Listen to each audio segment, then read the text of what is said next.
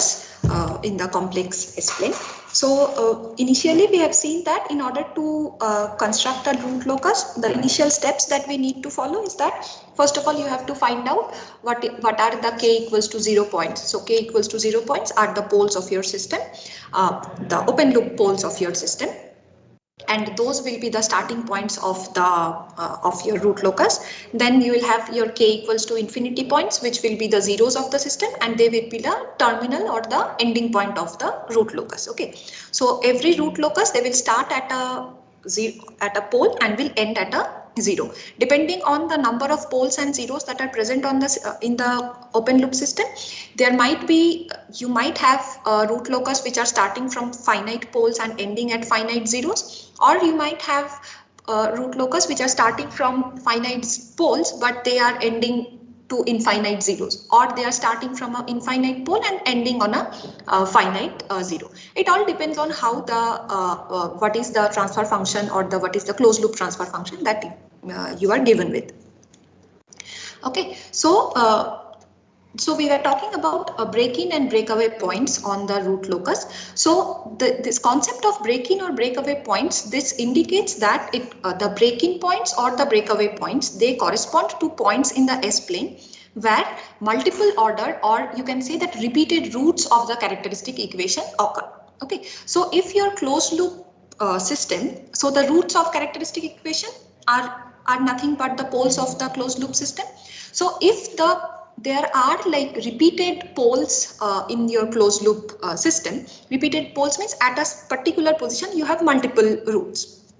Okay, if that kind of a scenario exists, then what you will have is that correspondingly in the root locus plot, we will find that there is either a breakaway point or a break-in point. Okay, so you can say that two or more branches of the root locus, they meet at a breakaway point and depart in opposite directions. So we were talking about this breakaway point. So if you have two poles which are lying on the real axis, so the root locus will start from the poles, they will move towards each other and they will obviously meet at some point, and after meeting or after they intersect, what will happen is that the root locus, they will sort of divert and they will depart in opposite directions.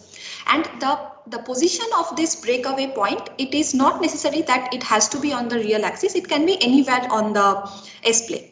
Now in this case, since both the poles are present on the real axis and there is a root locus between in between these 2 points, so that means that the breakaway point is lying on the real axis. But it might so happen that the breakaway point can lie at a somewhere else, like the value of this breakaway point can be a complex number also.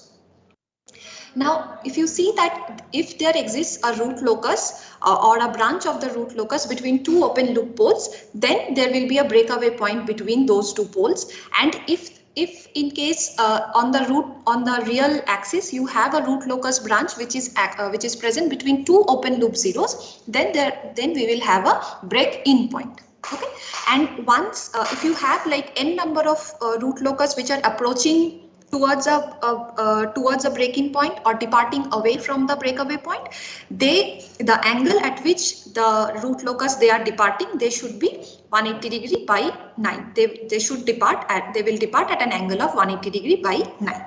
So in case if you have two root locus coming and meeting at one point and then departing, then the angle at which they will depart will be given by 180 by 2, which will be equals to 90 degrees. So if the value of n is 2, here in this case n is 2, so that means the root locus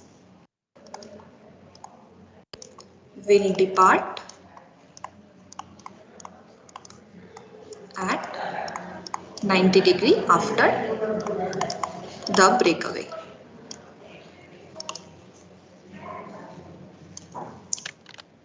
So now we will see how we can find out these breakaway or this break-in points. Okay, so in order to find out the breakaway or break-in point, what we need to do is that, so obviously if the breakaway point is a point on the root locus, right, so that means the initial condition that we had, that is 1 plus k multiplied by g1s into h1s equals to 0, this condition must be satisfied, where g1s h1s is the transfer function which does not include the variable term k in it.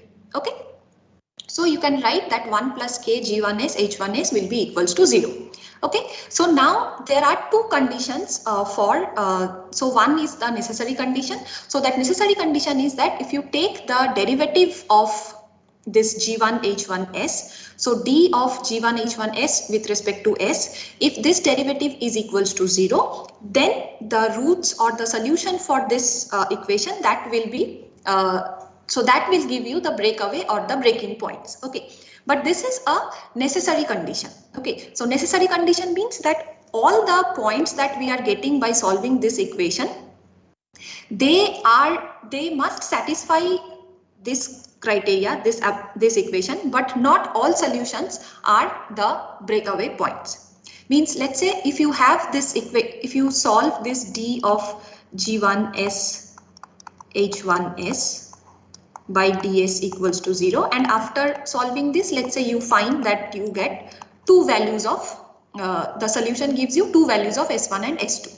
Now this S1, in order to find whether this S1 or in order to determine whether S1 and S2 they are actually breakaway or break-in points, what we need to do is that we have to see whether these points are satisfying the given condition for the root locus. So the given condition is 1 plus k G1s H1s will be equals to 0.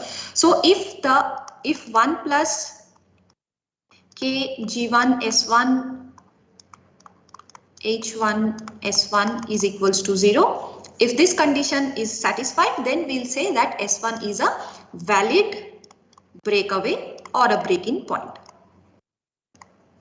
Valid breakaway or a valid break-in point. But if, let's say, this S2, this solution S2 that is not satisfying this equation, that is 1 plus k G of S2 H of S2 is not equal to 0. If this is the condition, then we'll say that S2 is a root of this equation, but this is not satisfying the sufficient condition. So this is not a valid breakaway point.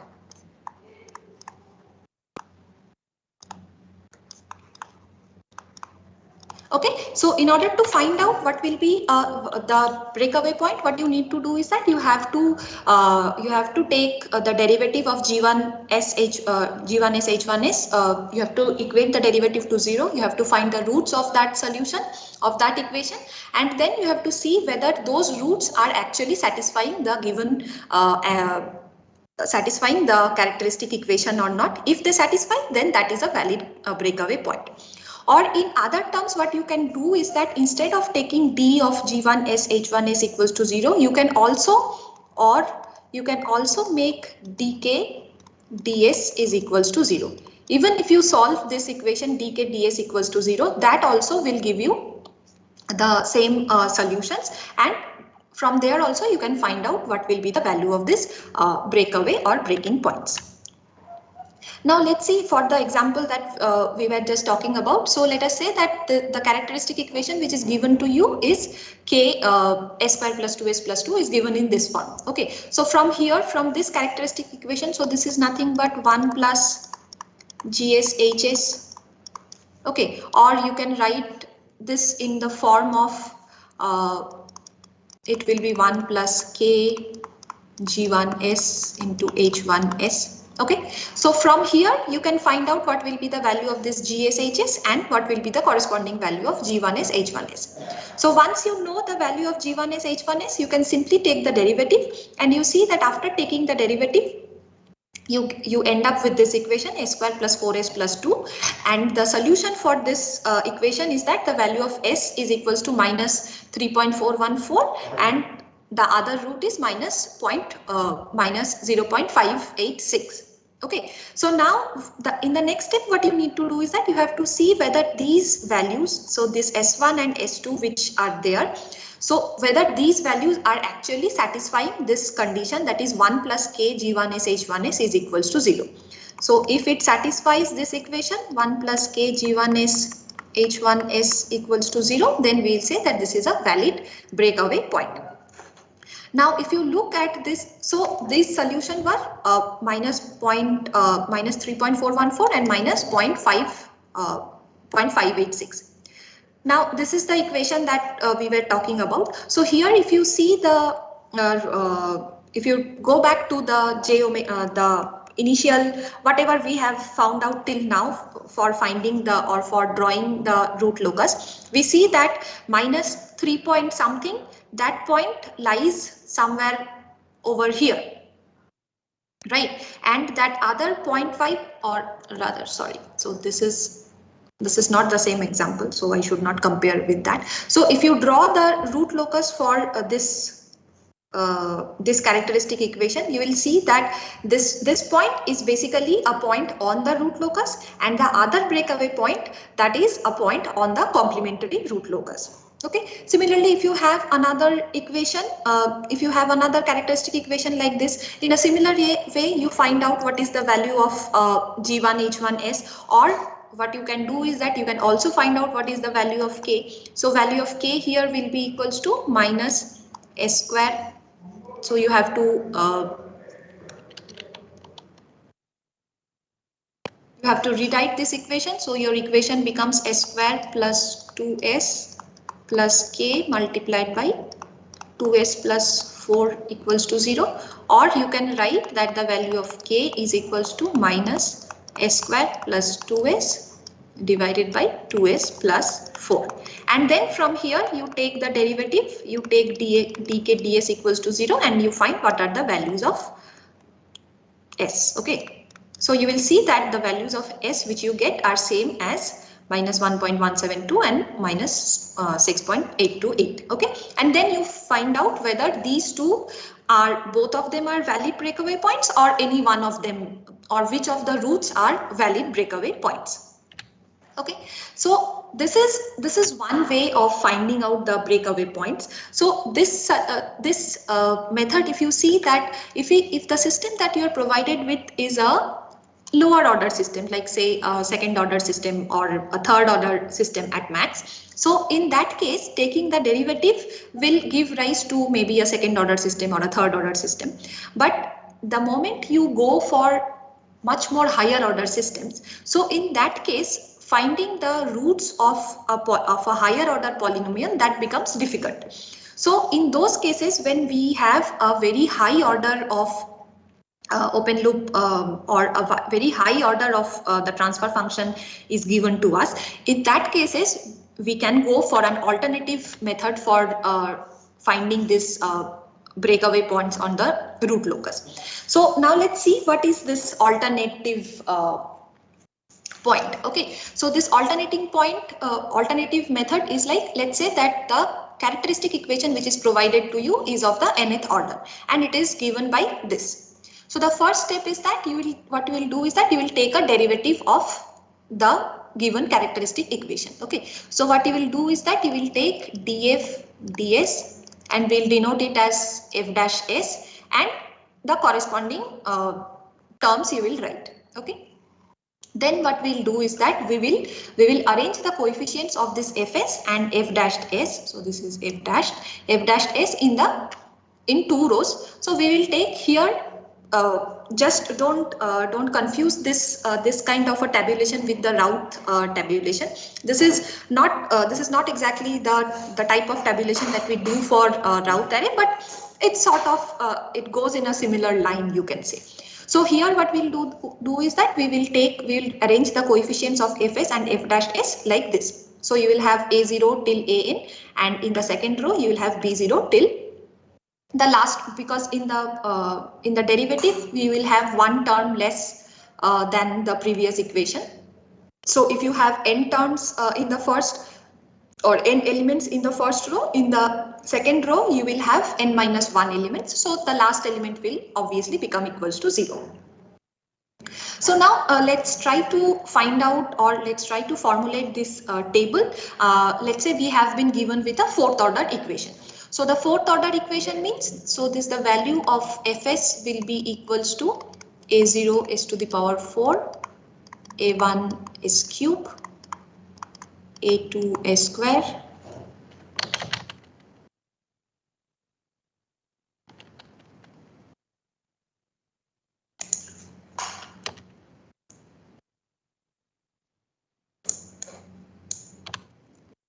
start writing from.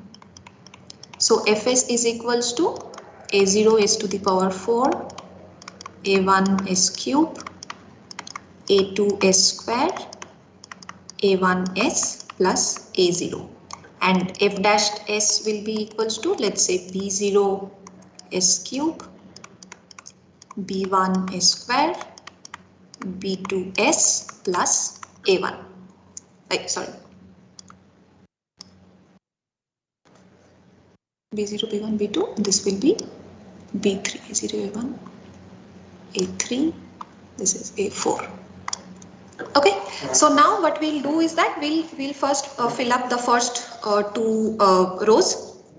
Okay, now here you see that in the left hand side of this column, in case of a Routh array, what we were doing is that we were just denoting corresponding to each row. We were saying that, so we will start with the highest order of S and slowly come down to the lowest order, lowest power of S. So here what we'll do is that, so there will be only one row corresponding to the highest power of S and the lowest power of S, that is S to the power 4 in this case and S to the power 0. Corresponding to these 2 points, we will have only one single rows, and what we'll do is that we will have a sort of a set of the next. So the first row, so this is the first row, this is the second row, this is the third, and this is the fourth, and so on and so forth. So the first row will correspond, we will write, we'll denote the term S to the power 4 over there. For the next 3 rows, we will denote the same power. Okay, so we will denote that all the 3 rows have S cube. So this power or the S term which is there, that is S cube. Similarly, for the next 3 rows, we will have S square, S square, S square. Then we will have, again we will have S to the power 1, S to the power 1, S to the power 1. So we will sort of take a set of 3 rows and denote that set of 3 rows with the corresponding power of S.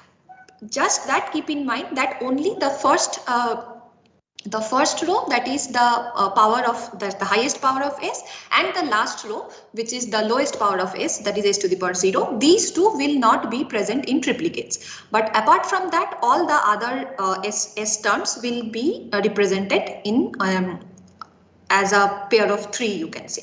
Okay, so in this case also, so the first row and the second row is populated. For the third row, what we'll do is that we'll again similarly find, we will take use this kind of an of a calculation, that is we will multiply B0 with A1, then subtract A0 into B1 and then divide it with B0.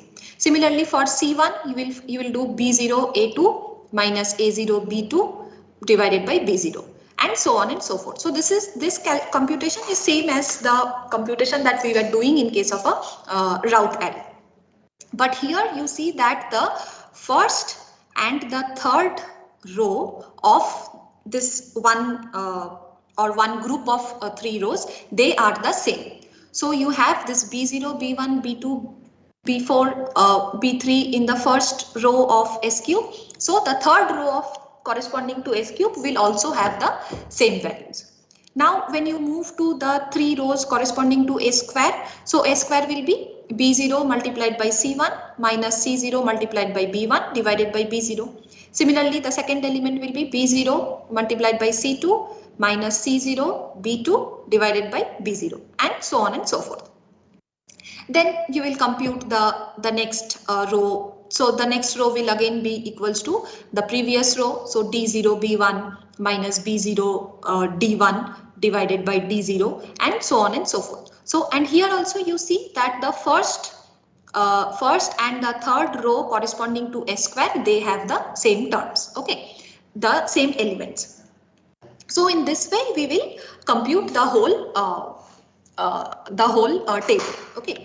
And in the next step, so we say that this S to the power j terms which are assigned in the so in this column, that is S to the power 4. So this S to the power j terms, they are assigned to each row, and this is assigned only for reference purpose. Okay. So this S to the power j terms, they repeat for 3 consecutive rows for the values of j equals to n minus 1 till n. And as I have already told that there is only one row for S to the power 0 and S to the power n. And also you observe that the rows of coefficients for a group of s to the power j, in that the first and the last row, they repeat itself. Now if the value of fs, the characteristic equation that is given with, if that characteristic equation has multiple order roots, that is there is a breakaway point in the root locus, then what will happen is that one row will have all 0 elements. Okay. So now if you, once you have computed this whole array, now if you find out the row which is corresponding, which corresponds to the value to all 0 elements, from there you can find out what will be the corresponding value of the breakaway point. Okay, so multiple order roots, which are the breakaway points, they can be obtained by solving the equation which is formed by the row of the coefficients preceding the all 0 row. So let's say if you have, if this corresponding row becomes equals to 0, then what we'll do is that we'll take the row before that, which is this s square. So we will form the equation using the coefficients of this row, and then after solving that equation you will get what will be the value of the breakaway points.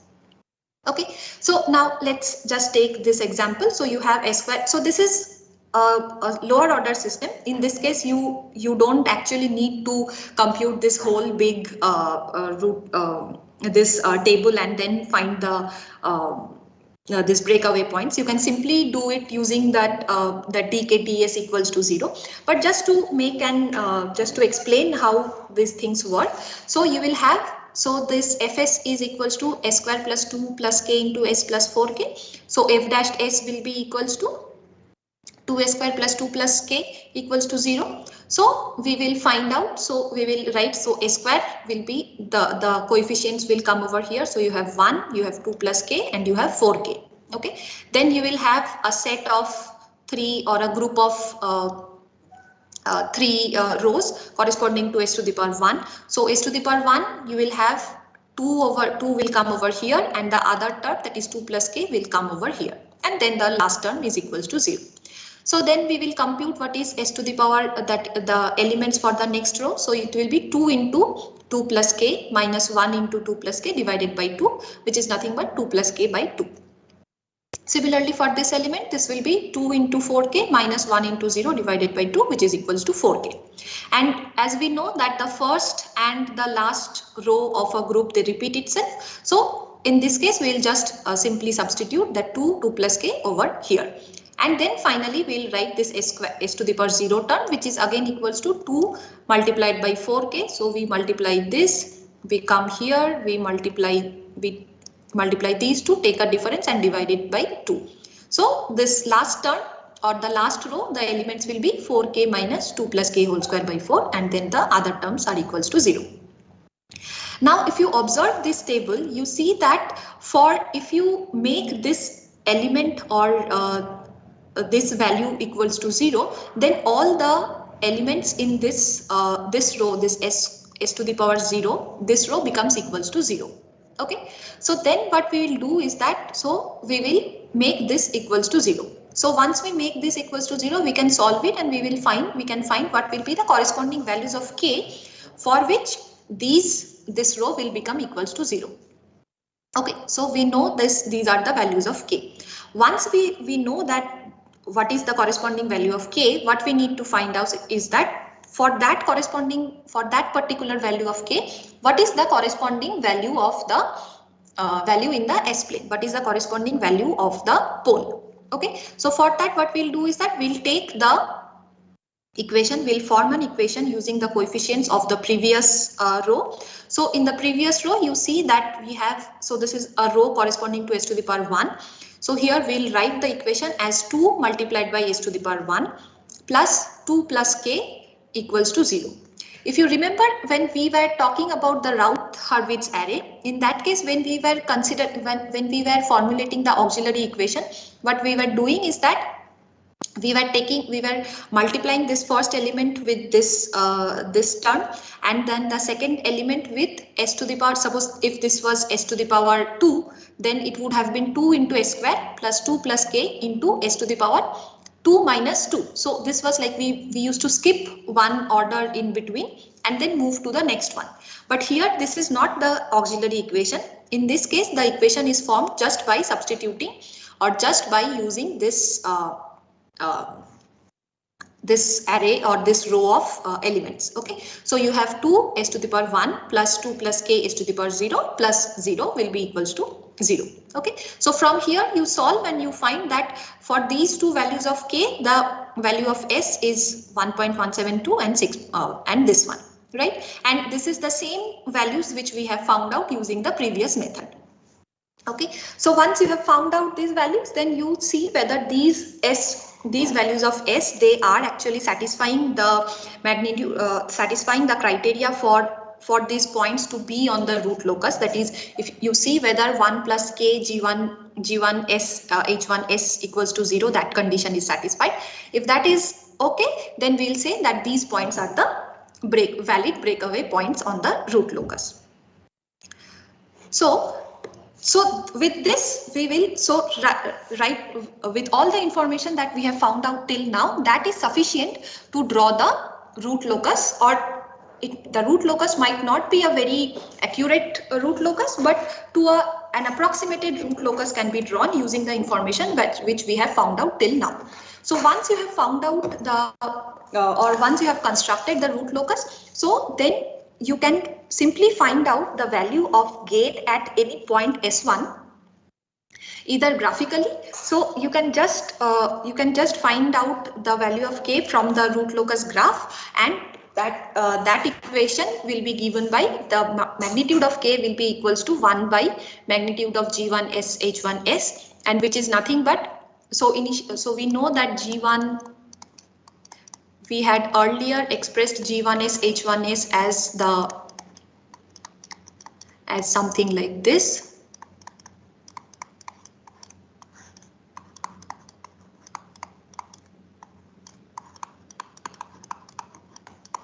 Okay, so here and the magnitude criteria which we had seen is that g1s h1s, the magnitude of this should be equals to 1 by k, right? So from here you can write that magnitude of k should be equals to 1 by 1 upon magnitude of g1s h1s. So, and this value, this is actually equal to the product of the length of vectors which are drawn from the poles of g1s h1s to that corresponding point. Let's say we are talking about a point s1. So product of the length of vectors which are drawn from the poles of g1s h1s to s1 divided by the product of the length of vectors which are drawn from the zeros of g1s h1s to s1. If you take a ratio of these two, that will give you the value of k. Okay, so now to summarize the rules for drawing the root locus. So in summary, you can say that first of all, you need to locate the poles and zeros of the open loop transfer function, that is GSHS, in the S-plane. So the roots of the root locus branches, they start at open loop poles. They can be finite open loop pole, they can be infinite open loop pole, and they will terminate at open loop zeros. That zeros may be finite or infinite. Then you have to find out how many number of branches of the root locus, or you have to determine which portion of the real axis that lies on the root locus. Okay, then in the third case you will have to find out the asymptotes of the root locus and the centroid at which the asymptotes are intersecting on the real axis. Then you will have to find out the break-in and the breakaway points. Okay, then find out the angle of depart. If you have complex poles or complex zeros in your system, then you have to find out what are the angle of departure or angle of arrival from those complex pole or that complex or to the complex zero. You also need to find out the root locus, the intersection of the root locus with the imaginary axis. And once you have found out all these points, then what you can do is that you can take a series of test points in a broad neighborhood of the origin of the root locus, and you can finally draw the complete root locus. Okay, and in order to find the closed loop poles, so the closed loop poles will be on the S-plane. It will be given if the gain at that point of the root locus that satisfies the magnitude equation, then we say that is so the closed loop pole, those are the closed loop poles of the system. Okay, so now before going, so right now what we'll do is that we'll try to sort of draw a root locus and see that whatever follow the steps that we have learned till now and how do we come to that root locus. So before going to that, I just have to just for a little bit recap. So whenever you are given with a characteristic equation, which is, let's say if you have a second order equation, so the roots of this characteristic equation, they are given by minus zeta omega n plus minus j omega n square root of 1 minus zeta square. So this is the real part of the pole and real part of the pole, and this is the imaginary part of the pole. So now what I want to say from here is that if you look at the in the S-plane, so the lines corresponding for this is very important, constant damping ratio loci. This is important because whenever if you have let's say if your system is supposed to have a constant damping ratio, in that case, the constant damping ratio can be found out by drawing a straight line at an angle of θ1 such that this value of zeta is equals to cos of this theta. So from there, so these lines will be these are the locus or of the constant damping ratio locus. If you have to find out the locus for constant natural undamped ratio, that is constant omega n value, so they will be this circles like this. Then constant damping factor, if you have this damping factor was the value of alpha, so that is equals to zeta into omega n. So zeta into omega n will be this vertical straight lines, and constant conditional frequency, that is conditional frequency was the value of omega is the conditional frequency. So constant loci for this conditional frequency will be these horizontal lines. Okay, so now let's try to draw or let's try to construct a root loci for root locus for the equation which is provided over here. Okay, so the first step will be find the poles of the system. So what are the poles?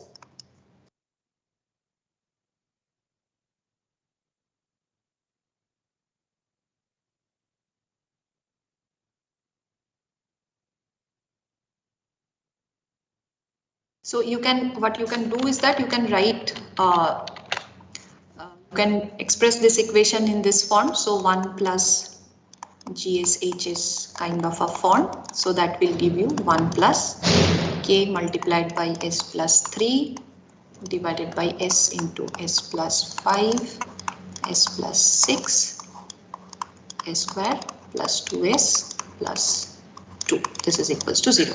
Okay, so now tell me what are the poles of this open loop transfer function.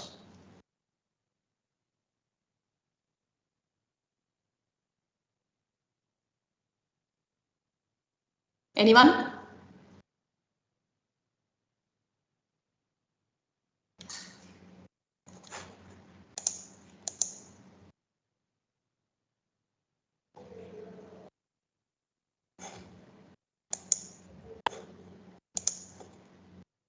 Anyone is actually listening to the class?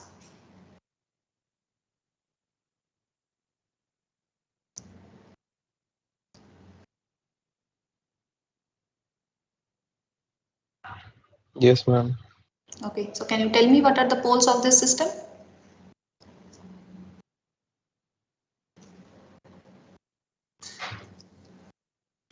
-5, -6, 0. So S equals to 0, -5, -6, and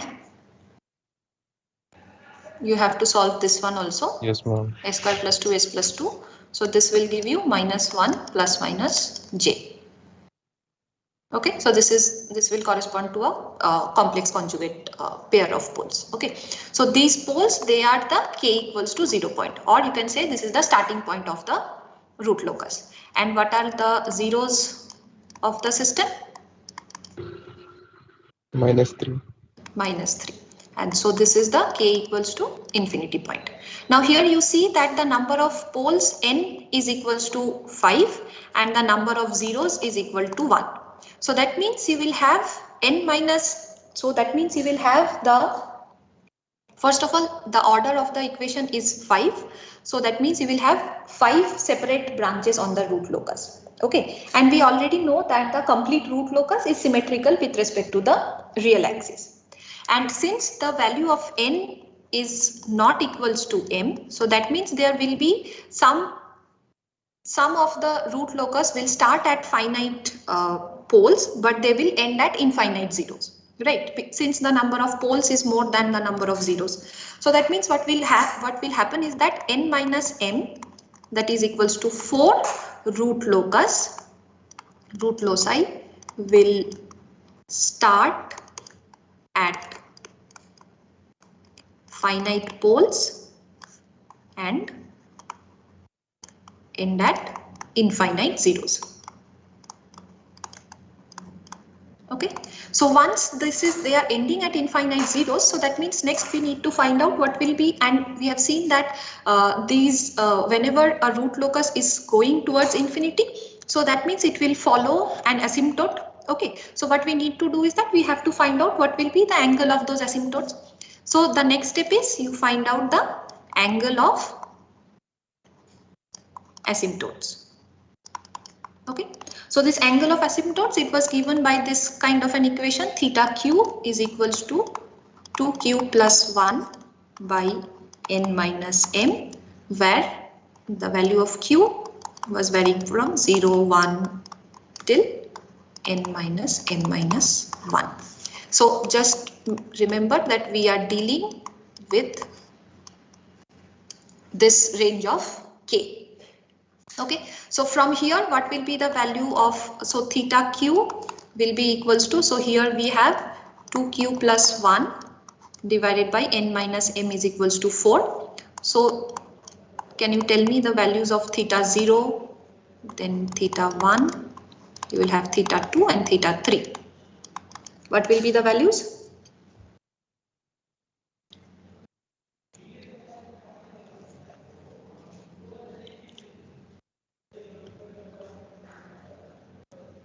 Sorry, there is a pi. Sorry, there is a pi over here. 45, 90. This is 45 degree. 90. Which one is 90? Next. Next one is theta q equals to 1. 135. 135, yes. Then 225. 225.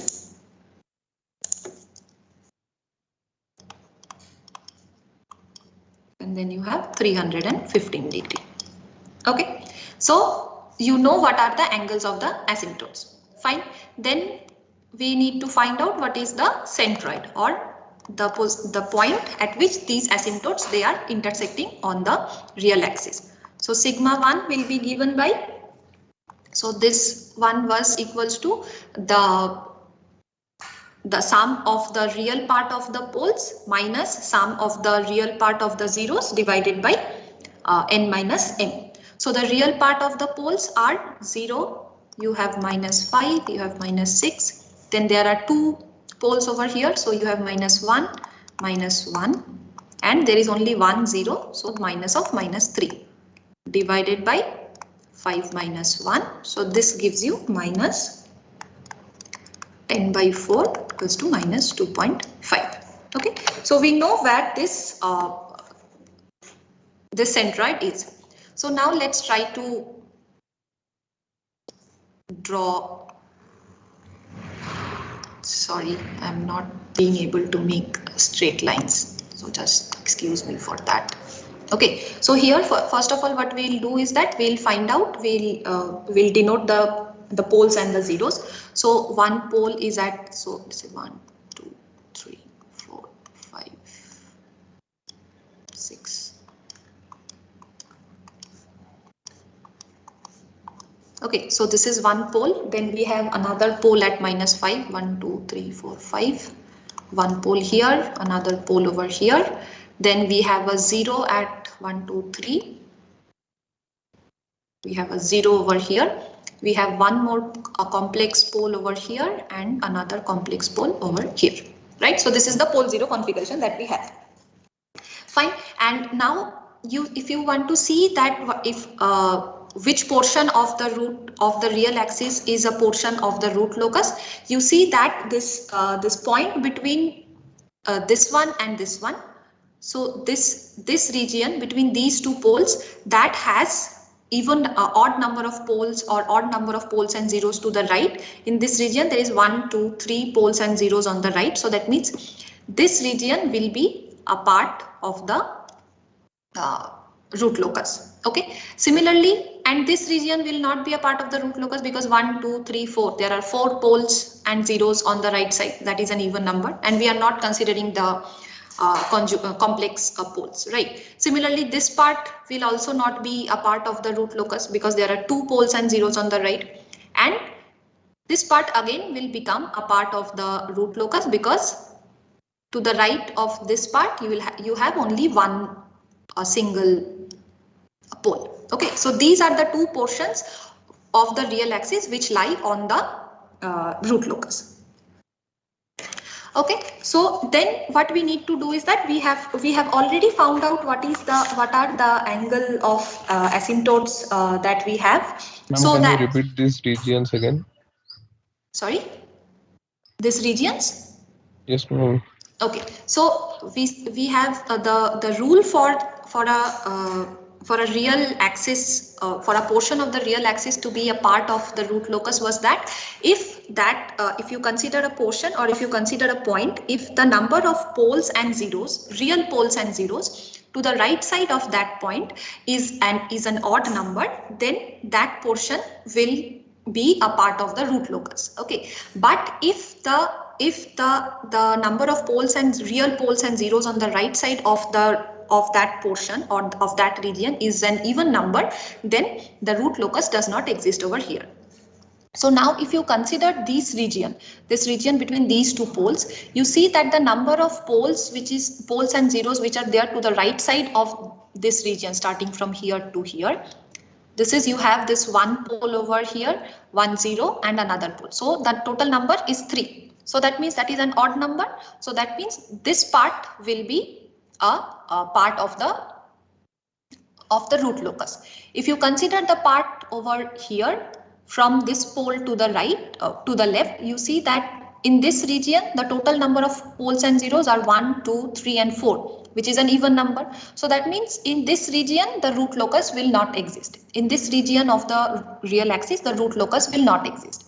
Similarly, you have to, if you consider this region, you will see that in this region also to the right side of this region you have 2 even number of poles and zeros. So you have 1 and 2. So that means this is also not a part of the root locus. Similarly, if you consider this region, so in this region you will have only a single pole, 1 pole which is there on the right side of this region. So that means this part will be a portion of the root locus. Okay? Yes, ma'am. Okay, fine. So once you have found out which portion of the real axis they lie or they lie on the root locus, that is done. So then what you need to do is that we already have found out the asymptotes which are there. So the asymptotes were at an angle of 45 degree, then 135 degree and so on and so forth. And the centroid was at the position of minus 2.5. So minus 2.5 is, let's say there is somewhere over here. So if you draw the asymptotes, so if you draw the 4 asymptotes that you have, they will intersect at a point like this. Okay.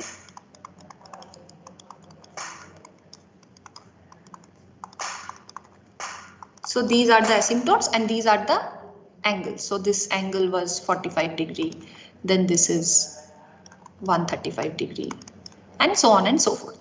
Okay, so these are the asymptotes that we have. Okay, so in the next step what we will do is that we will find out what is the angle of departure. So here you see that, let's say that for this part of the root locus, so that means it will start from this pole. Okay, since there is a path over here, so that means the root locus will start from this pole and it will move towards this direction and it will end at this finite 0 that we have. Okay, between these 2 poles, what we'll have is that the root locus will start from this pole and will start from this pole, and they will eventually meet somewhere over here. There will be a breakaway point somewhere over here, and after the breakaway point they will move away towards this and go towards this infinite zeros following these asymptotes. Okay, so there are two asymptotes like this asymptote and this asymptote over here. So after breaking away, they will follow and they will follow these asymptotes towards infinity. And what about these complex conjugate poles? So we need to find out, so the root locus which are starting from this complex conjugate poles, they will also go towards infinite zeros and they will follow these asymptotes. Okay, so now, but we don't know how that nature of that root locus will be. Okay, so for that what we need to do is that we have to find out what is the angle of departure from this complex conjugate poles. You find for one, you will similarly get for the other one. Okay, so for let us say that we want to find out the angle of departure from this pole, -1 plus j. Okay, so how to find out? So it was given like this. So if you have like 1, there's a 0 over here. Okay, so what we do, we'll consider a point S1 which is very close to this 0 and we'll draw the vectors from all the other poles and zeros that we have. Okay, so these are the vectors that we have and we want to find out what is this angle. Okay, so this angle is nothing but the angle here.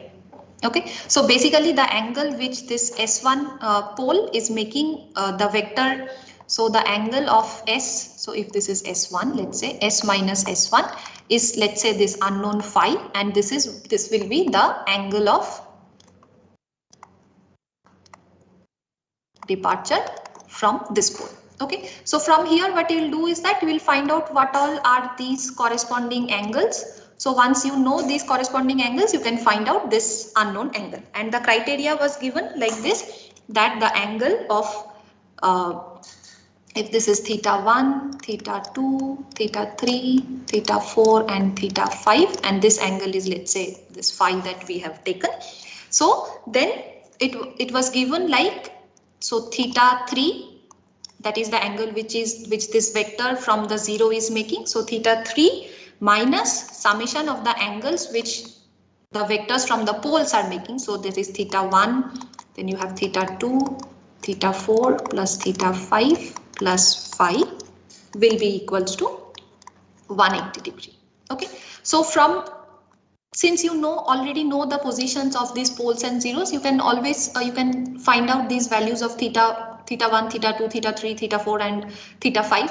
Okay, so that means you can write, or so this will be S1 plus angle of S1 plus 3 minus angle of S1 plus 1 plus J1 plus angle of S1 plus angle of S1 plus 5. So these are basically the vectors which are drawn from the corresponding poles and zeros to this point S1. Then you have angle of S1 plus 6, and then the final angle which you don't know, phi, will equals to 180. So from here you find out these angles, and these angles will be, so this value, this θ3 value is equals to 26.6 degree. Then you have θ2 which is equals to 90 degree. Then θ1 is 135 degree. θ2, 3, 4. θ4 is around 14 degree and θ5 is around 11.3 degree. So if you substitute these values, so you will get that the value of phi is equals to minus 43.7 degree, or this is same as 360 minus 43.7, which is nothing but 316.3 degree. Okay, so that means that the root locus will depart from this complex conjugate complex pole at an angle of 316.3 degree. And after departing, what it will do is that it will simply follow the asymptote and will go to the infinite zeros.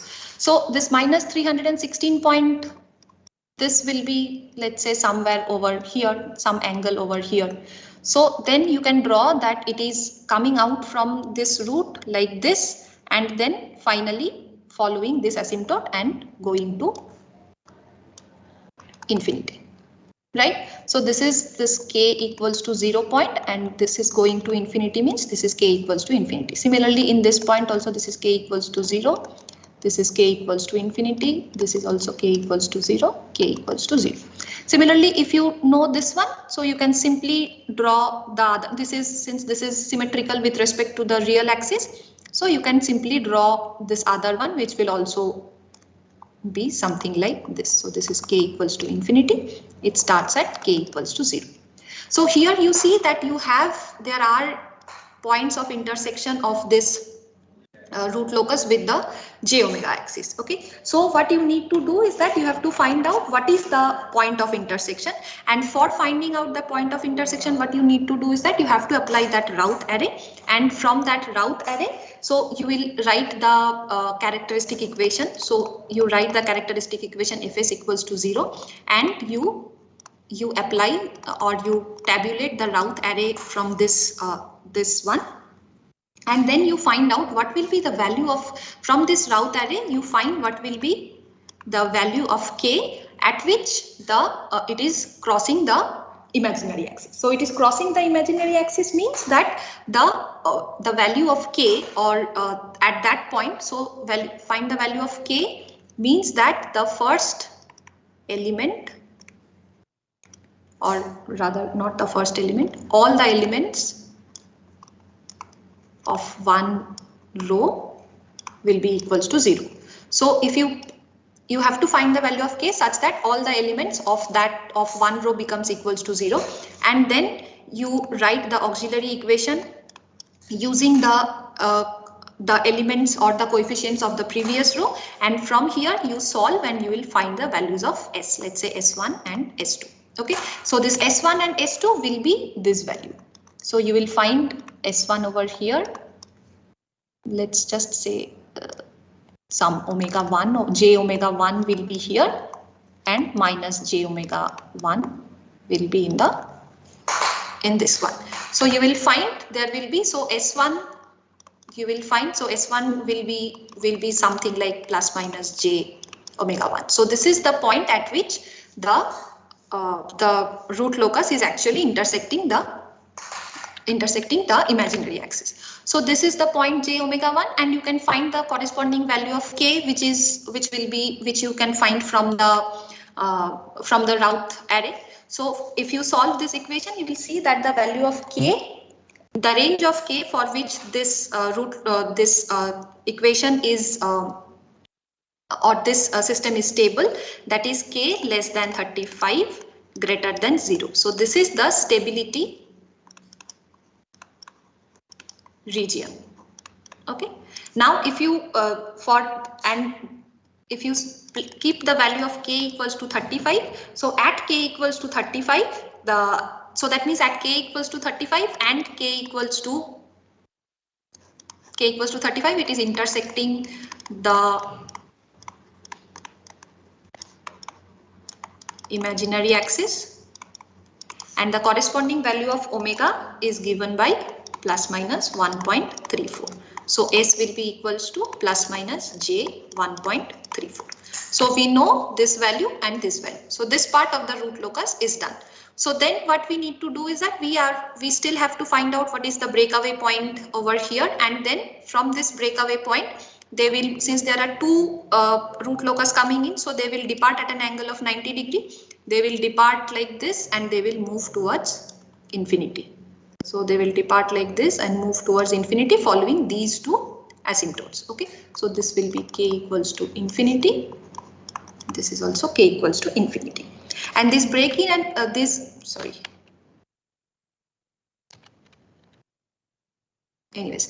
so and this breakaway points you can find out from either you make that dk ds equals to 0. From here you can find out what will be the breakaway points. Okay, so if you solve this, you will see that the value of s is equals to something like 5.53. So once you have known what is the value of this breakaway point, so then in this root locus you see that you have all the information that you need in order to draw the root locus. So one root locus starts from this pole, ends at this finite 0. The other root, so this is another root locus which is starting from this pole and following the asymptote and going towards an infinite 0. Similarly for this one, and for these two poles, they are the root locus, they are starting from the poles, they are meeting at a breakaway point, and from there they are departing at an angle of 90 degree, and then finally following these asymptotes and going to and terminating at an infinite 0. So this will be the overall root locus of the corresponding function that have been given. So in next class we'll try to see or draw the root locus for another few more cases, and then I'll give you some practice problems, because you need to practice this root locus, how to draw this root locus, or how, if you just simply follow the steps, that is fine, but you need to practice how to draw the root locus. So I'll give you some problems, you can do that at home. And yeah, so in case if you have any doubts, we can discuss in the next class. Okay, so that's all for today. Thank you.